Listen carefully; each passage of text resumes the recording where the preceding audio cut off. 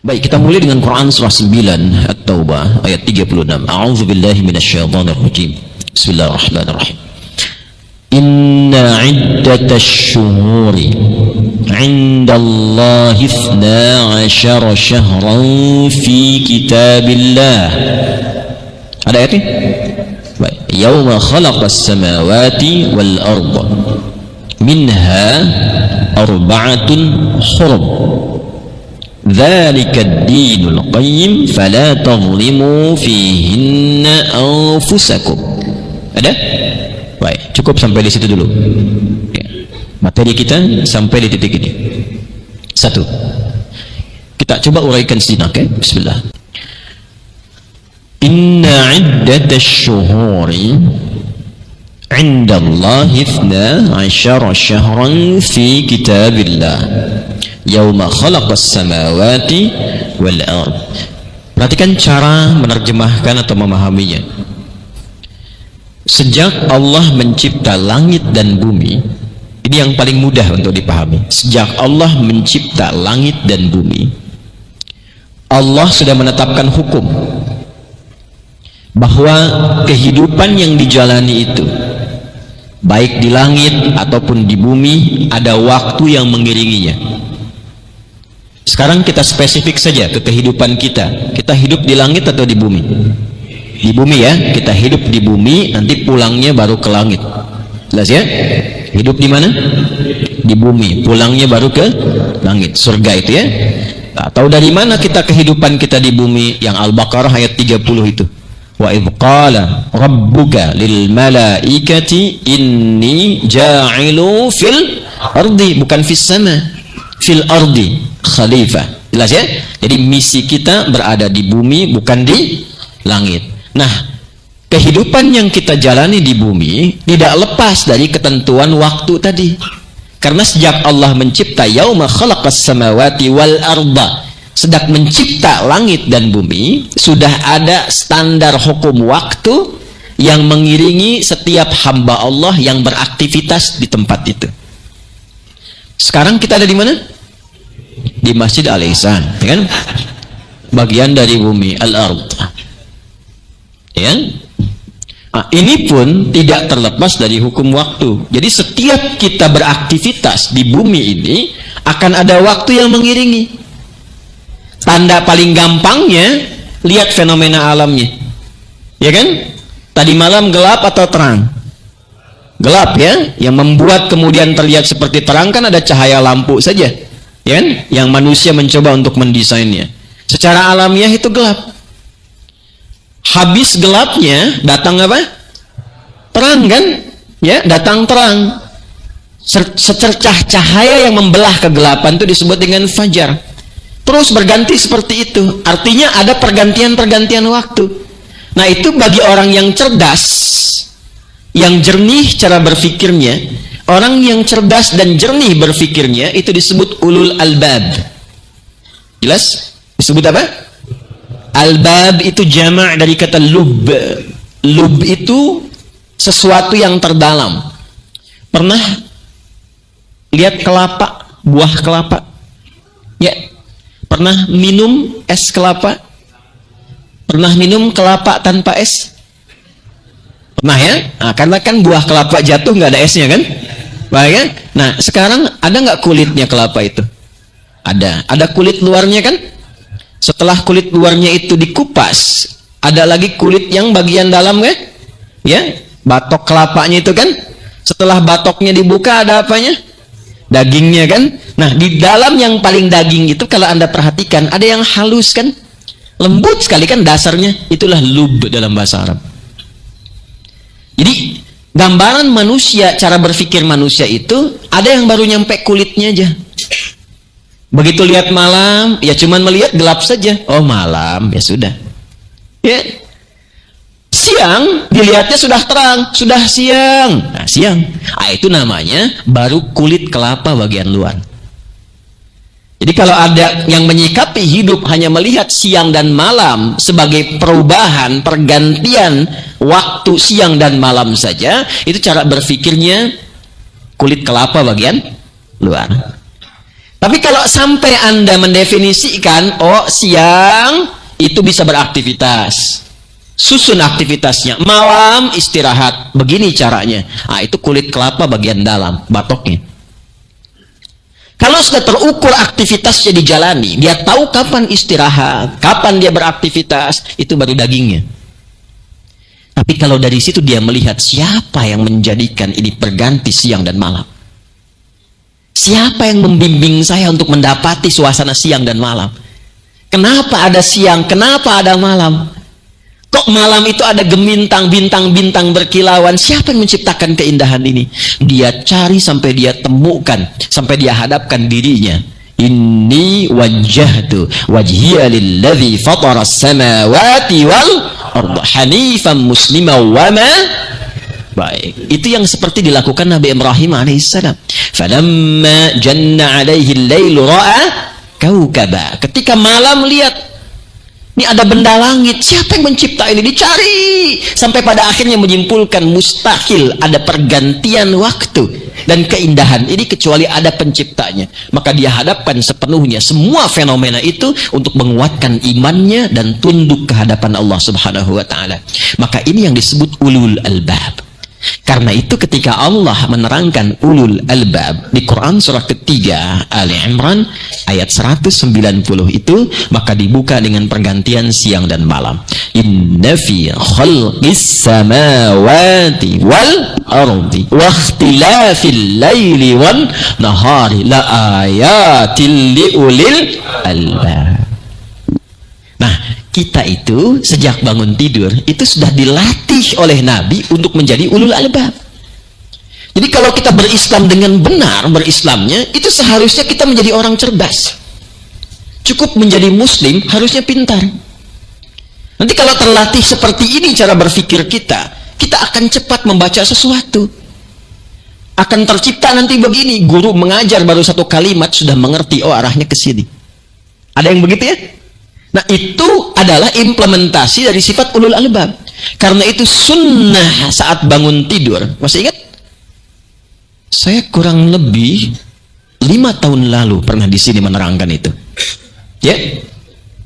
Kan dulu pernah mengisi kajian As-Sunnah An-Nabawiyah kan? Ya kan? Masih ingat gak hadisnya? Abu Daud nomor hadis 1367. Rawinya Ibnu Abbas radhiyallahu taala anhuma. Ibnu Abbas kecil menginap di rumah bibinya Sayyidah Maimunah radhiyallahu taala anha untuk melihat bagaimana kebiasaan bangun malam Nabi. Maka ketika dipantau Nabi bangun, dilihat, direkam peristiwa itu, disampaikan ke kita. Maka kata beliau, au kama qal, kana an-nabiyyu sallallahu alaihi wasallam, adalah kebiasaan Nabi sallallahu alaihi wasallam, idza staiqadha min naumihi, kalau beliau bangun tidur, fajalasa, maka beliau duduk terlebih dahulu. Ya, itu sunnahnya. Dan itu ada pahalanya. Awas ya, mengikuti Nabi itu otomatis mendapatkan pahala. Kalau konsisten mengikutinya, otomatis mendapatkan cinta Allah. Nggak cukup dengan amin ya. Lihat baik, ada ilmunya itu.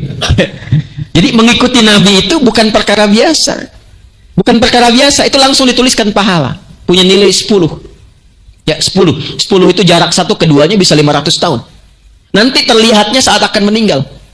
Ya, kalau pengen cepat lihat ya silahkan. Ya. Cuma nggak akan terjadi sebelum waktunya. Sebelum waktunya. Nanti ada pahalanya. Yang kedua, mendatangkan cinta Allah. Itu yang di Ali Imran ayat 31 itu. Qul in kuntum tuhibbunallaha fattabi'uni yuhibbukumullah wa yaghfir lakum dzunubakum. Itu kalau kita ikuti, fisik sehat, bagus, pahala dituliskan, Allah cinta dengan kita. Bagaimana cara bangunnya? Duduk dulu. Kemudian famasah biyadihi min athari naumi. Beliau menggunakan telapak tangan atau bagian tangannya yang bersih untuk menghilangkan bekas ngantuknya dulu. Di sunnah bangun tidur, sunnah bangun tidur itu bangun tidak langsung berdoa. Duduk dulu. Hilangkan dulu bekas ngantuknya. Jangan sampai berdoa tapi tidak sadar apa yang dibaca. Ya? Anda memang bangun jam 3, tapi karena masih ngantuk, belum hilang ngantuk, alhamdulillah dia yang ba'dama. Begitu dikucak dia 4:30. sadar dulu sehingga kita mengerti apa yang diucapkan. Setelah paham, dirasakan, dipelajari, itu ada tuntunan dari balik doa itu. Nah, jangan lupa, lalu ada sunnahnya. Faqara'a khawatima surati Ali Imran, maka beliau membaca 11 ayat terakhir di surah Ali Imran, dari ayat 190 sampai ayat 200. Jadi setiap bangun tidur itu kita dilatih menjadi ulul albab.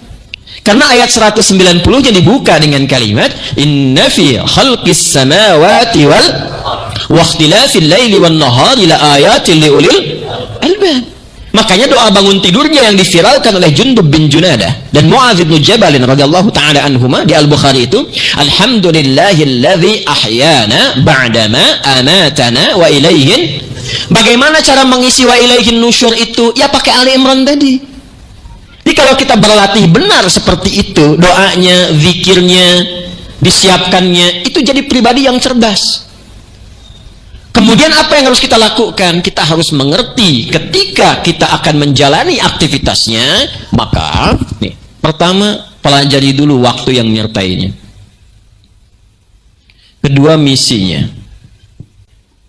Dari sini kita dapatkan kurikulumnya. Baik, pelan-pelan. Dalam menjalani hidup itu secara singkat, maka Allah menetapkan hukum waktu secara umum.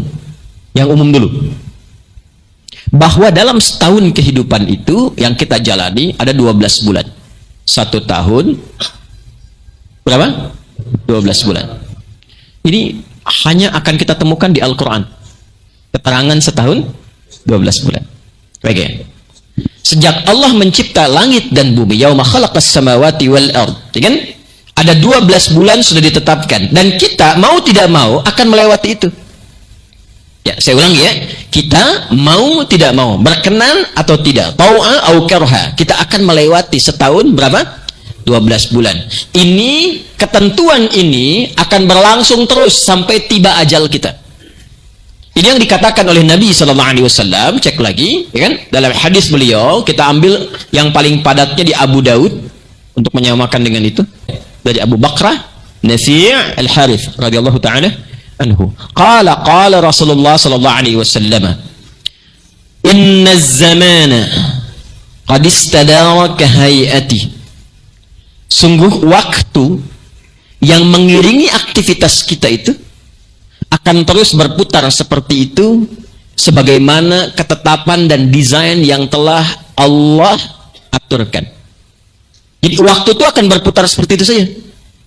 Ya, dari malam ke siang, ketemu malam lagi, terus saja. Paling gampangnya begini, lihat jam, ya kan? Di dinding itu kan ada jam kan?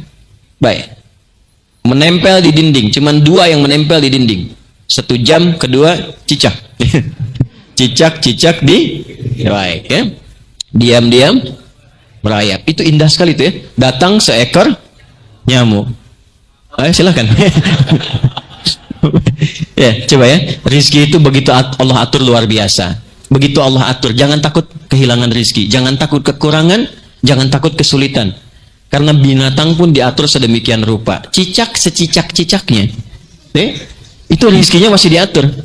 Ketika dia membutuhkan rizkinya, Allah datangkan, bukan cicak yang mendapatinya. Perhatikan liriknya, datang seekor, bukan cicak mendatangi nyamuk, nyamuk mendatangi cicak. Bagus yang bikin liriknya. Sudah, kita tinggalkan cicak, kita kembali ke sini. Nah, waktu itu begitu saja. Jam kan berputar begitu saja kan, terus kan sampai habis baterainya, ya kan? Terus berputar begitu. Nah, waktu pun demikian. Ini subuh ini, insya Allah kalau ajal kita belum tiba, besok ketemu begini lagi waktunya. Kalau nggak percaya, lihat keluar. Yang membedakan perubahan terjadi itu aktivitas manusianya. Sejak Adam diciptakan, waktu itu begitu saja, gelap ketemu gelap lagi, terus berputar. Yang menjadikan ada masjidkah, ada malkah, ada jalankah, itu kreativitas manusia di setiap zamannya. Zaman Firaun mungkin butuh piramid, tapi belum ada jalan tol, ya kan? Namrud bisa punya peradaban dengan tertentu. Setiap generasi itu selalu ada penemuannya. Ya, sekitar 10 tahun yang lalu teknologinya belum seperti sekarang. Itu bagaimana manusia mengisinya. Tapi desain waktunya, kata Nabi, seperti itu saja, setiap hari begitu. Yang membedakan perilaku manusianya. Sekarang persoalannya, setiap manusia yang berperilaku di bumi itu, yang bisa memberikan perubahan dan menghiasi keadaan di bumi, punya nilai nggak di hadapan Allah? Itu saja. Karena konsep hidup kita itu, ya, menjalani misi di bumi, pulang kembali ke Allah. Inna lillahi wa inna ilaihi raji'un. Kita ini punya, awas hati-hati, 3 dimensi kehidupan. 1 ardun, 2 barzakhun, ya, 3 akhirah. Awas, kita akan masuk pada fase yang terpenting. Fokus baik-baik. Jadi hidup itu, apapun aktivitasnya, itu desain awalnya cuma 2. Kerjakan yang saleh, jauhi yang salah. Kita pun diperintahkan untuk ini saja. Mengerjakan yang baik, yang soleh, ketika dipraktekkan itu menjadi ma'ruf namanya. Ingat ya? Sesuatu yang soleh ketika dipraktekkan menjadi apa? Ma'ruf. Maka muncul nanti di Quran bahasanya amar ma'ruf. Menjauhi yang salah, yang diingkari oleh syariat. Diingkari disebut dengan mungkar. Jauhi, tinggalkan, terlarang untuk dilakukan. Maka istilahnya disebut dengan nahi mungkar. An-nahyu 'anil mungkar. Oh, ini seperti sederhana tapi dalam sekali. Ya, seperti sederhana tapi dalam sekali. Ini perintahnya ini saja. Kalau kita bisa kerjakan ini, maka kita berpotensi menjadi manusia terbaik di hadapan Allah. Ya, saya ulang ya. Jika mampu mengerjakan ini, maka kita akan berpotensi menjadi manusia terbaik di hadapan Allah yang pernah beraktivitas di bumi. Baik, masyarakat di zaman Nabi disebut apa sifatnya? Jahiliyah. Ya, ingat jahiliyah. Jahiliyah itu seburuk-buruk manusia yang pernah ada di antara manusia yang pernah berkehidupan di bumi. Jadi kalau kita melihat potret mereka dalam sejarah, pezina banyak, pencuri menyebar, pembegal satu kampung, ya kan? Penipu nggak usah ditanya, pembunuh marak, semua ada kumpul di situ. Tapi ketika mereka mendapat bimbingan dari Rasulullah SAW yang memperbaiki tata kelola kehidupan dan berubah seketika, maka Allah langsung yang merubah sifat mereka dari jahiliyah menjadi khairu ummah. Turunlah Quran surah ketiga Ali Imran ayat 110 yang memberikan keterangan ini. Kuntum khaira ummatin ukhrijat linnas. Kalian adalah umat terbaik yang pernah berkehidupan di bumi. Karena itu komen pertama Nabi langsung mengatakan, di antara sekian banyak generasi yang pernah hidup di bumi, yang terbaik itu generasiku, kata Nabi.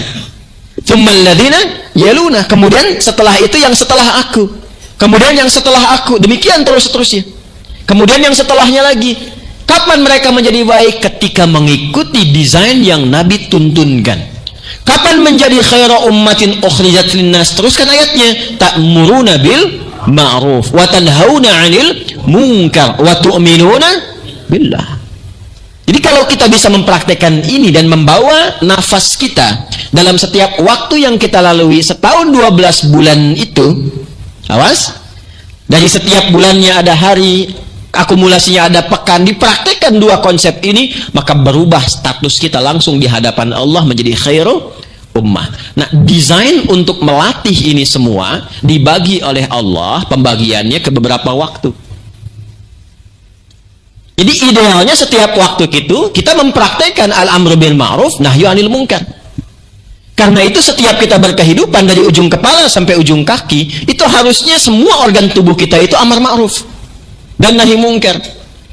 Ya, pelan-pelan sedikit ya. Contoh begini. Yang pertama misinya beramal apa? Saleh. Amal ma'ruf itu amal saleh. Kapan amal menjadi saleh? Ingat, amal itu ada 3 ya. Amal ada berapa? 3. 1, itu amal yang netral. Bahasa Arabnya atau bahkan di Qur'annya disebut amal saja. Ya, tidak pakai sifat, amal saja sudah. Itu netral. Jadi nggak disebut baik, nggak disebut saleh, nggak disebut salah. Contoh paling gampang gini. Ini ada minuman. Apa fungsi minum? Menghilangkan haus. Umumnya manusia minum kan ya? Nah, kalau dia minum saja dan ini dihasilkan dari yang halal dan baik, halalan Ibadah. Maka ketika diminum, dia tidak menyebut nama Allah, bukan dari hasil curian, maka ini disebut amal saja perbuatannya. Netral. Jelas? Ya ayyuhan nasu kulu mimma fil ardi halalan thayyibah. Al-Baqarah ayat 168. Ini netral. Tapi ketika minuman ini, perbuatan minumnya disematkan nama Allah pada perbuatan itu. Bismillahirrahmanirrahim, kemudian diminum, maka kalimat Bismillahirrahmanirrahim menjadikan aktivitas minum itu, amal itu bersifat soleh. Jelas? Bersifat soleh. Semua perbuatan amal yang diiringi dengan tujuan beribadah kepada Allah itu disebut dengan soleh. Amal soleh. Nah, bagaimana menjadikan perbuatan itu menjadi soleh? Berniat karena Allah, maka disertakan kalimat iman. Karena itu di Al-Quran, kata-kata amal soleh seringkali disandingkan dengan iman. Wal asr, innal insana lafi khusr, illal ladzina amanu iman. Ketika iman sudah ada, wa amilus soleh. Jadi kalau ada sudah iman mendorong kita untuk berbuat sesuatu, iman itu menjadikan semua tindakan kita tertuju kepada Allah. Iman itu melatih seperti itu. Jadi kalau ada orang mengerjakan sesuatu bukan karena Allah, ini pertanda ada yang tidak tepat dengan keimanannya. Karena semua bagian iman itu membuat tubuh kita itu mengerjakan segala hal, itu tertambat tertuju kepada Allah saja. Ya, maka dalam hadis jelas dikatakan, misalnya khudh biyaminika ma yalik, ambil dengan tanganmu, tangan kananmu apa yang paling dekat denganmu. Ya, thumma sammillah, sebut nama Allah. Bismillahirrahmanirrahim. Contoh, bismillahirrahmanirrahim. Alhamdulillah, misal ya. Nah, ini ketika minum selesai dilakukan, maka perbuatannya menjadi amal saleh. Nilainya disebut dengan hasanah. Hasanah. Poinnya dapat poin, dituliskan 10 kebaikan, poinnya disebut ajrun. Ajrun. Ya, setiap satu perbuatan hasanah poinnya 10. Dalilnya apa? Quran surah ke-6 ayat 160. Man jaa'a bil hasanati falahu 'asyru amsalha. Inna hadzal qur'ana yahdi lillati hiya aqwam wa yubashshirul mu'minin. Ya, Quran surah ke-17 ayat 9 sampai 10. Wa yubashshirul mu'minina alladzina ya'maluna as-salihati anna lahum ajran kabira. Jadi kalau orang beriman itu benar berbuat baik, dia dapat ajran kabira. Dituliskan pahalanya. Anda masuk ke sini dapat 25 kebaikan. Kalau diniatkan karena Allah. Jarak satu keduanya 500 tahun. Dua ketiganya 500 tahun. Demikian di hadis Muslim. Walaupun belum mengerjakan apapun baru masuk dapat itu. Paham sampai sini? Nah, seharusnya semua pekerjaan kita itu desainnya begitu. Jadi kalau pakai iman, itu otomatis maksiat dihindari, soleh muncul. Tapi kalau nggak pakai iman, netral. Apa sifat netral itu? Minumnya berfungsi menghilangkan haus, tapi nilai pahalanya terputus. Itu yang dimaksud hadis Nabi. Kullu amrin dzibalin la yubda'u fihi bismillahirrahmanirrahim fahuwa abtar. Terputus pahalanya. Jadi nggak ada bakal akhirat. Desain pekerjaan kita tuh begini. Semua yang dikerjakan di sini manfaatnya ada unsur dunianya, ada bakal akhiratnya. Bekalnya berupa nilai, poin. Disebut dengan hasanah. Jadi kalau kita mengerjakan perbuatan hasanah di sini, bukan dalam arti nama ya. Alhamdulillah Ustaz, nama saya Hasanah ya, tidak begitu ya. Nah, ini kalau kita kerjakan di sini punya sifat hasanah, nanti di sini akan dikonfirmasi di akhirat. Ditampakkan hasanah itu. Bekal yang dibawanya disebut dengan ajrun. Ketika berpulang dikonfirmasilah ini dalam mizan. Ya, makanya mizani hasanatikum disebutnya hasanah. Ya. Karena itu kita sering berdoa supaya semua kegiatan di dunia menjadi hasanah dan itu terkonfirmasi di akhirat hasanahnya. Dan viralah doanya kemudian. Wa minhum may yaqulu rabbana atina fid dunya wa fil akhirati wa qina adzabannar. Itu yang Al-Baqarah ayat 201. Ya, itu desain standarnya begitu. Semua aktivitas kita mesti menjadi ini. Baik, yang salah itu ketika menjadi perbuatannya itu ini sayyi, maksiat. Sudah nggak pakai iman, hasil airnya dihasilkan dari pencurian. Maka otomatis dosa dihasilkan. Kalau yang netral tadi nggak ada pahala, nggak ada dosa. Jadi kalau Anda cuma bekerja, bahkan sampai sudah purna, sudah selesai, nggak pernah diniatkan karena Allah, maka pekerjaan itu hanya menjadi rutinitas. Berangkat gelap, pulang gelap, berangkat gelap, pulang gelap, kena macet, pulang istirahat. Kaya, iya. Alhamdulillah. Harta dapat, iya. Cuman terbatas aksesnya di sini saja. Ketika ke sini tidak dapat apapun. Itu yang dimaksud Quran, surah ke-25 ayat 23. Wa qadimna ila ma 'amilu min 'amalin faj'alnahu haba'an manthura. Jelas? Nah, sekarang idealnya begini, semua tubuh kita dari ujung kepala sampai ujung kaki itu idealnya dilatih bersikap dengan iman. Supaya apa? Fungsinya tetap berlangsung tapi nilai akhiratnya ada. Contoh, apa fungsi mata? Bukan. Oh, kan? Kalau hanya melihat, kambing melihat. Kan? Elang melihat. Dan penglihatan elang lebih tajam daripada kita kan? Elang di udara, lihat anak ayam kan di bawah. Anda jalan anak sendiri gak kelihatan kan? Kan? Tapi ingat, mata elang setajam-tajamnya tidak dihisap. Mata kita dihisap. Ingat, mata dihisap. Jangan dikira tidak dihisap, mata dihisap. Karena itulah ketika Allah menerangkan fungsi mata, tidak sekedar melihat, supaya penglihatan itu benar di hadapan Allah. Maka kalimat imannya disebutkan dulu di surah Cahaya, surah 24. Ayat 30 untuk laki-laki, ayat 31 untuk perempuan. Qul lil mu'minina yaghuddu min absarihim. Ayat 31-nya, wa qul lil mu'minati yaghuddna min absarihinna. Katakan pada pria-pria yang sudah beriman. Katakan pada perempuan-perempuan yang merasa punya iman. Sebelum fungsi mata disebutkan imannya dulu yang disampaikan. Maka iman itu akan menuntun matanya untuk yang memandang yang baik saja. Jika yang dipandang tidak baik, maka iman itu akan membimbing matanya untuk memalingkan. Palingkan. Itu yang disebut ghaddul basar. Di ghaddul basar itu bukan tidak melihat, memandang, tapi saat yang dipandang tidak Allah perkenankan, dia palingkan. Ini kalau rumus ini dipakai, maka mata ini akan sehat. Dan dia setiap memandang itu mendapatkan pahala. Jadi kalau kita baru melihat, saya diniatkan karena Allah, itu pahala dituliskan. Jangan dikira nggak ada nilainya di mata. Nanti saat pulang akan terlihat. Ya, tapi kalau nggak disertai dengan itu, nanti liar mata ini, semua ditatap. Semua dilihat. Dan ketika semua dilihat, nafsu bisa bekerja. Setan memberikan was-was. Setan bisa membangkitkan. Nafsu itu tempatnya di kolbu, kolbu tempatnya di sodrun, sodrun jamaknya sudur. Setan memberikan was-was kepada sudur supaya nafsu dibimbing mengerjakan yang salah. Ya, alladzi waswisu fi sudurin nas, tembusnya ke nafas. Nafas ketika dibimbing setan mengeluarkan maksiat.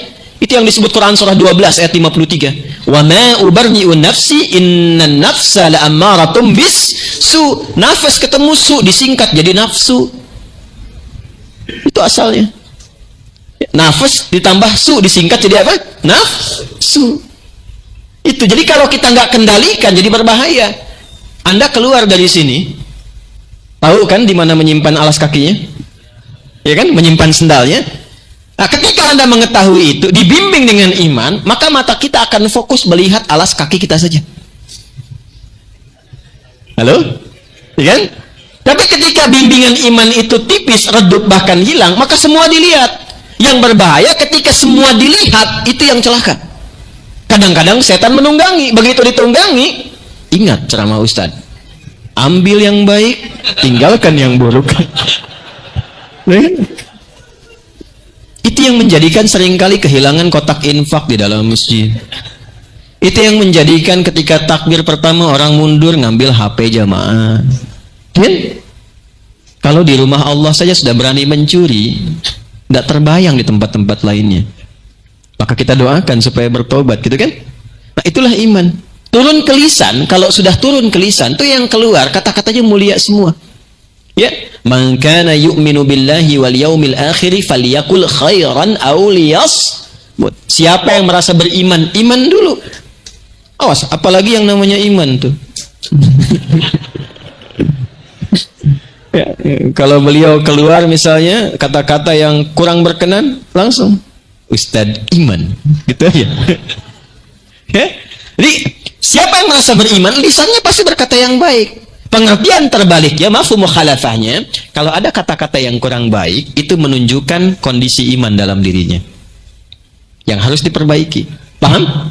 Nah, inilah amal saleh. Harusnya begitu idealnya, dari ujung kepala sampai ujung kaki. Jadi kalau kita benar menjadi insan beriman, cukup beriman dengan benar, pasti jadi orang baik. Sudah otomatis itu. Dan gak akan ketemu dengan yang tidak baik. La yasikul mu'min 'indama yasik fa huwa mu'min. Kata Nabi, tidak mungkin insan beriman itu mencuri. Ketika mencuri itu ada iman dalam dirinya. Maksudnya membimbing imannya untuk melakukan perbuatan itu. Pasti dicegah. Semakin tinggi iman, itu otomatis akan membimbing pada yang baik dan mencegah kepada yang buruk. Termasuk ibadah. Makanya ibadah dibuka pakai iman. Alladzina yu'minuna bil ghaib wa yuqimunas. Nah, yang menentukan sholatnya itu semangat, bagus atau tidak, itu kondisi imannya. Ya, subuh jam berapa tadi? 4.37 kan? 4.37. Tuh. Allahu Akbar, Allahu Akbar. Adzan. Begitu adzan disebutkan, kalau iman ada dalam diri, itu akan memberikan getaran. Sudah adzan, cepat siap-siap. Pernah merasakan begitu? Nah, itu konfirmasi Quran surah 8 ayat kedua.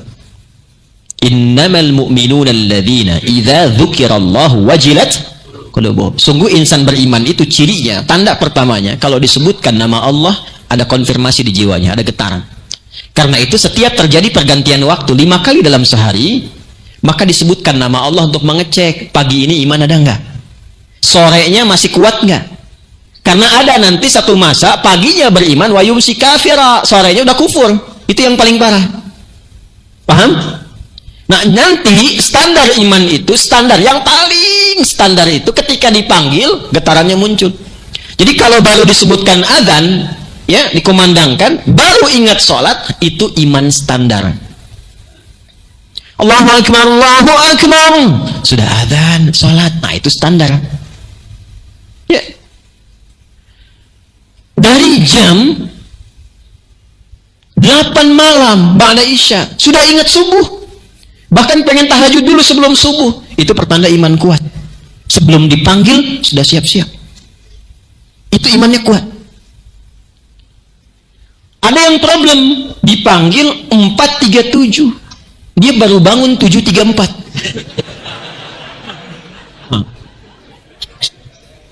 Nah, dia bermasalah.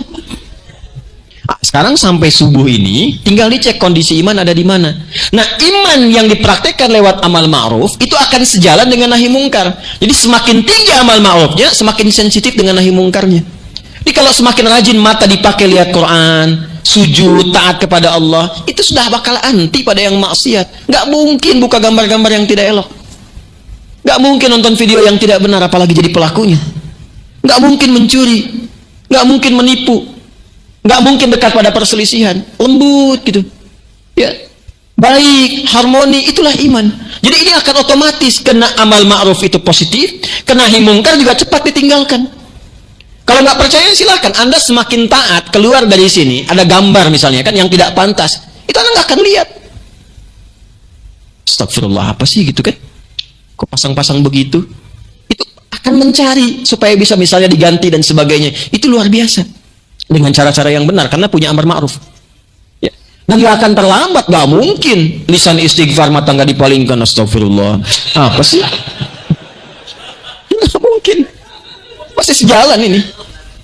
Nah, ini tidak mungkin terjadi kecuali dilatih. Karena itu dalam 12 bulan, idealnya kita selama 12 bulan itu konsisten begitu. Amar ma'ruf nahi mungkar, amar ma'ruf nahi mungkar, dari ujung kepala sampai ujung kaki. Kalau bisa dijalani itu selama berkehidupan, maka hidupnya disebut dengan hayatan thayyibah. Falanuhyiyannahu hayatan thayyibah. Kalau konsisten seperti ini, beramal soleh dengan imannya, kata Allah, akan kami bimbing selama berkehidupan dimanapun, di keluarganya, di pekerjaannya. Jadi nggak akan pernah terjebak dengan korupsi, nyogok-menyogok, nipu-menipu. Dibimbing oleh Allah, nikmat aja hidupnya. Dan diberikan pencerahan, ketenangan di hatinya. Di orientasinya itu pada kualitas, bukan kuantitas lagi. Kalaupun kuantitasnya Allah tambah banyak, jadi lebih bermanfaat. Nah, untuk mendapatkan konsistensi 12 bulan ini puncaknya. Maka selama 12 bulan itu dibagi oleh Allah. Ada bulan-bulan spesifik untuk berlatih amar ma'ruf. Seperti Ramadan. Itu latihan amar ma'ruf. Saat Ramadan sholatnya nambah kan? Ya kan? Dari fardu ditambah dengan sunnah kan? Tarawih kan ada tambahan? Sunnah lebih senang dikerjakan kan? Saat Ramadan infak nambah kan? Saat Ramadan baca Quran bertambah kan? Itu latihannya amar ma'ruf. Ada latihan-latihan yang persis digunakan oleh kita untuk nahi mungkar. Nah, ada 4 bulan utama yang langsung disampaikan oleh Quran untuk spesifik berlatih nahi mungkar. 4 bulan itu 3 berurutan, thalathun mutawaliyatun, kata Nabi, 3 berurutan. Dari 3 berurutan yang pertama kali disebutkan adalah bulan yang sekarang kita ada di dalamnya, Dzulqa'dah. Ada yang menyebut Qa'dah, ada yang menyebut Qa'dah.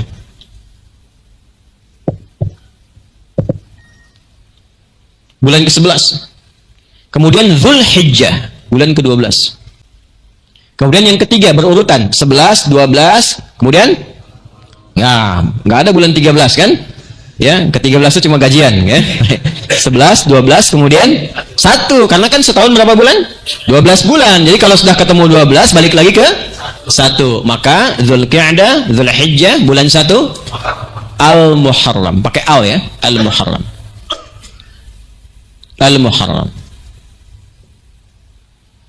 Selanjutnya nanti terpisah, ada di pertengahan antara 6 sampai 8. Di antara 6 dan 8 bulan ke berapa?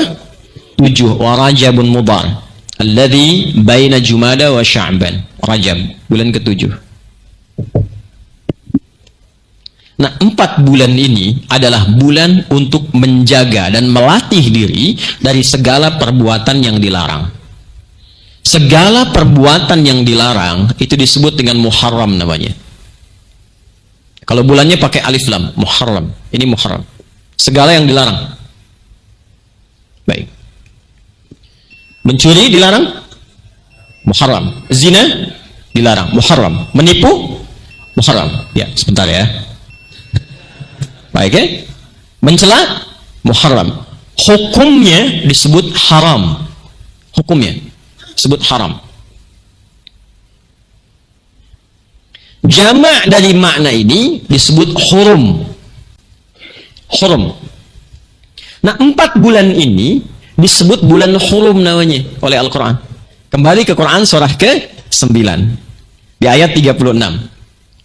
Inna iddatasy syuhuri 'indallahi 12 syahran fi kitabillah yauma khalaqas samawati wal arda minha arba'atun hurum. Ini bulan 4 ini disebut bulan hurum.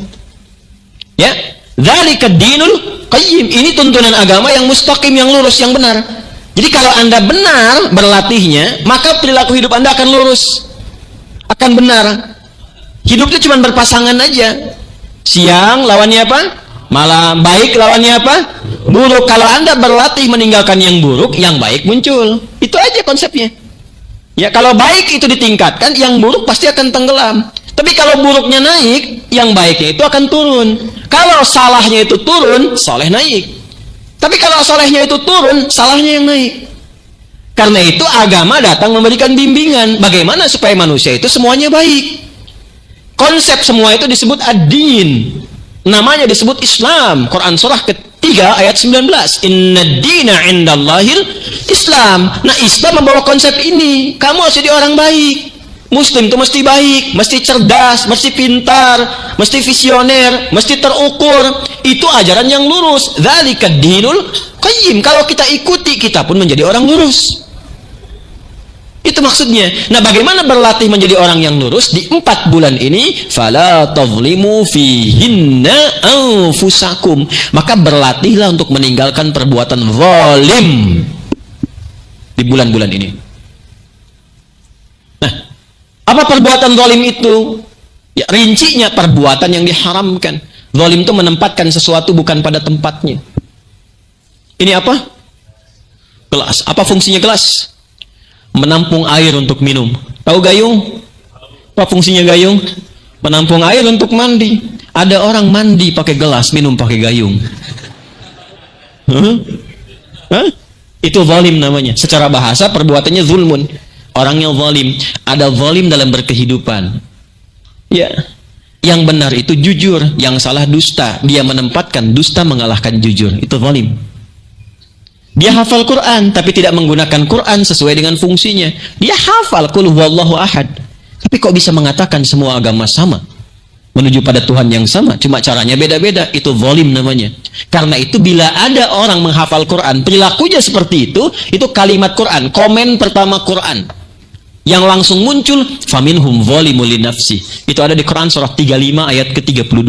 Thumma awrafna al-kitaba alladhina astafaina min ibadina faminhum zalimul linafsi. Maka di bulan Dzulqa'dah ini kita harus berlatih. Ini sunnah. Dan kalau dikerjakan pahalanya banyak. Makanya komentar Ibnu Abbas radhiyallahu taala anhuma, kalau ada orang berlatih meninggalkan maksiat di bulan Dzulqa'dah ini, pahalanya 2 kali lipat dari bulan-bulan biasa. Bapak Ibu, teman-teman, maaf ya, yang berpahala 10 itu bukan hanya amar ma'ruf, nahi mungkar pun ada pahalanya.